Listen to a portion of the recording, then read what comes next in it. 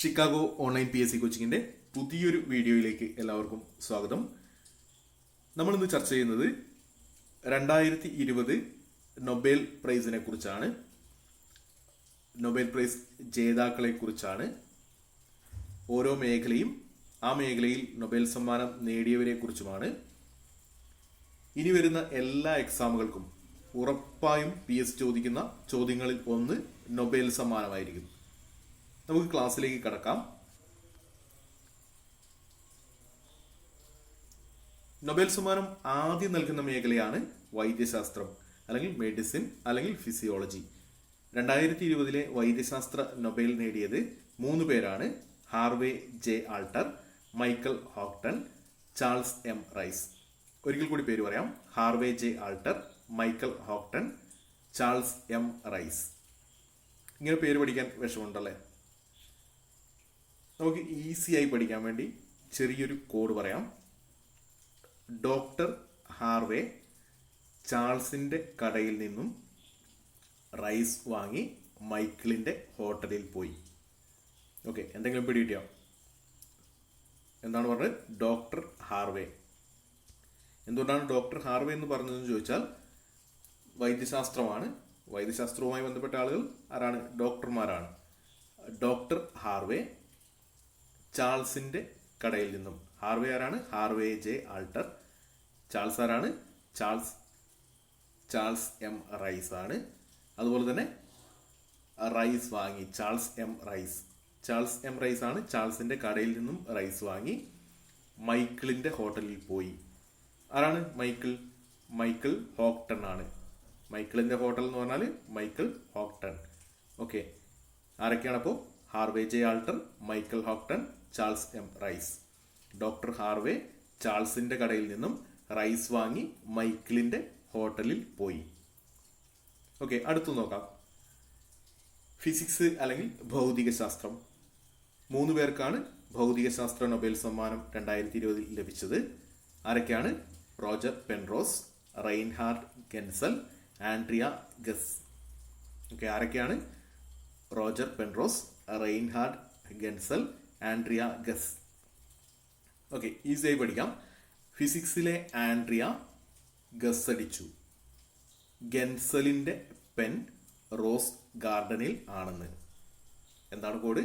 ഫിസിക്സിലെ Andrea guess അടിച്ചു. ഗെൻസലിൻ്റെ pen rose ഗാർഡനിൽ ആണെന്ന്. എന്താണ് ഫിസിക്സിലെ എന്ന് പറയുന്നത്? ഫിസിക്സിലാണ് നമ്മളിപ്പോൾ പറയുന്നത്. ഫിസിക്സിലെ, അതുകൊണ്ടാണ് ഫിസിക്സിലെ ആൻഡ്രിയ. ഫിസിക്സിലെ ആൻഡ്രിയ ഗസ് അടിച്ചു. ആരാണ് ആൻഡ്രിയ? Andrea guess. അതാണ് ആൻഡ്രിയ ഗസ് അടിച്ചു. ആരാണ് ഗെൻസൽ?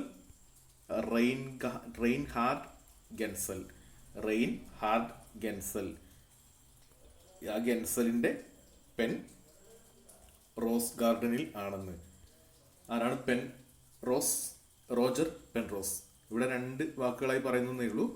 പെൻ റോസ് ഗാർഡനിൽ ആണെന്ന്. ഫിസിക്സിലെ ആൻഡ്രിയ ഗസ് അടിച്ചു. ഗെൻസലിൻ്റെ പെൻ റോസ് ഗാർഡനിൽ ആണെന്ന്. ഈ 3 പേരും ഇതിൽ വന്നിട്ടുണ്ട്. അടുത്തു നോക്കാം. കെമിസ്ട്രി അല്ലെങ്കിൽ രസതന്ത്രം. 2 പേർക്കാണ് രസതന്ത്ര നൊബേൽ ലഭിച്ചത്. ഒന്ന് ഇമ്മാനുവലെ ഷാർപെൻഡർ, 2 ജെന്നിഫർ എ ഡൗഡ്ന. ആരൊക്കെയാണ്? ഇമ്മാനുവലെ ഷാർപെൻഡർ, Jennifer A Doudna.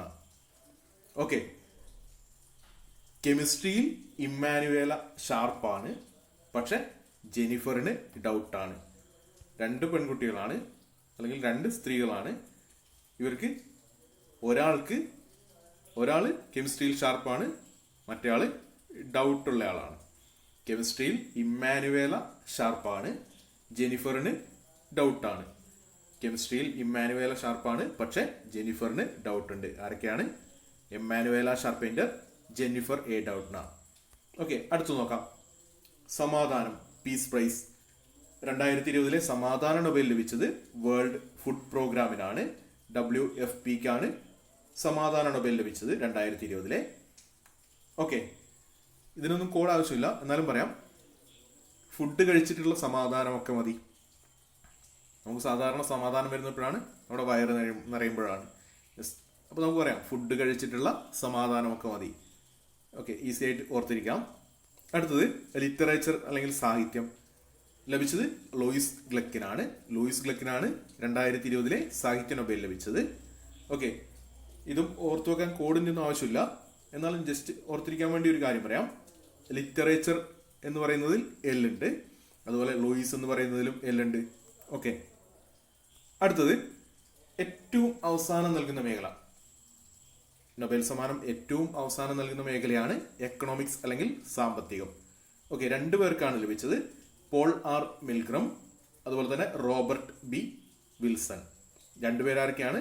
Paul R Milgram അതുപോലെ റോബർട്ട് ബി വിൽസൺ. ഓക്കെ, ചെറിയൊരു കോഡാണ്. വിൽസണിന്റെ മിൽ എക്കണോമിക്കലി വീക്കാണ്. വിൽസണിന്റെ മിൽ എക്കണോമിക്കലി വീക്കാണ്. നമ്മൾ സാധാരണ അരി പൊടിക്കാൻ പോകുന്ന മില്ലില്ലേ, വിൽസണ് അങ്ങനെ ഒരു മില്ലുണ്ട്. ആ വിൽസന്റെ മിൽ എക്കണോമിക്കലി വീക്കാണ്. ഓക്കെ, ഈ പേരുകളൊക്കെ തറോ അതിന് ശേഷം ജസ്റ്റ് ഈ കോഡുകൾ ഉപയോഗിച്ച് പഠിക്കുക. നിങ്ങളുടെ മനസ്സിൽ തന്നെ ഈ പേരുകളൊക്കെ ഉണ്ടാവും. Okay, thank you.